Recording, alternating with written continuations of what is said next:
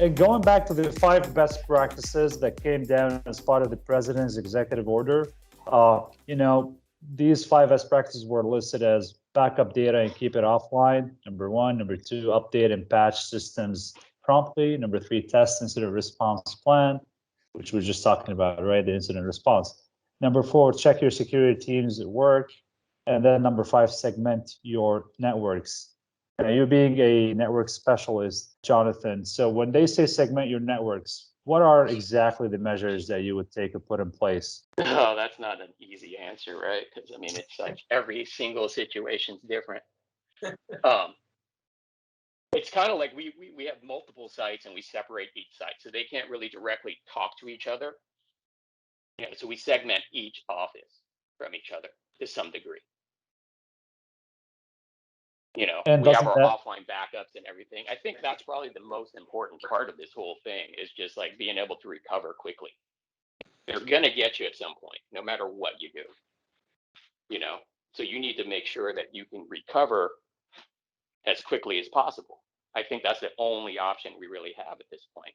But Jonathan, trying to deploy such measures in place, doesn't that also add a burden on the costs? And again, going back to your budgets, and how do you work around these budgets? Sure, but isn't that an easier number to come to based on okay, you lost everything, eventually that's an eventuality, right?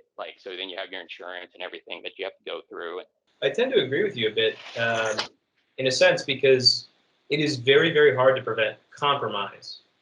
And something that I see personally just at CrowdStrike is I see compromise happen a lot of the time, intrusion or something of that nature. An adversary maybe, setting up persistence in a network, gaining a good foothold, trying to spread laterally.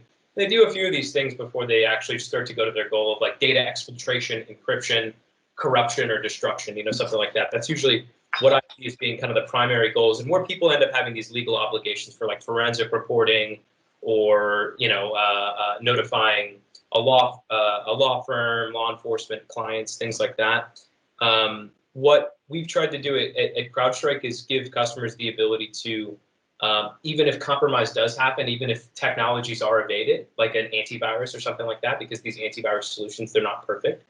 Even if that compromise does happen, if you have a formalized incident handling process in place, and you're able to sort of respond to a detection or something like that very quickly, and reverse the compromise before the adversary gets to the point of exfiltration, encryption, corruption, or something like that, you can often produce a really great outcome, at least from my perspective. It's something we've done with Falcon Complete at CrowdStrike. Essentially, so even if there is a compromise, even if artifacts do make it onto the machine, we'll intervene before the adversary can sort of get to the point of doing their ultimate goal, remove them from the environment, and then report on it, of course, as well. And it's something we've actually backed with a warranty as well. AIG will evaluate CrowdStrike and say, okay, you're able to perform this outcome consistently time and time again.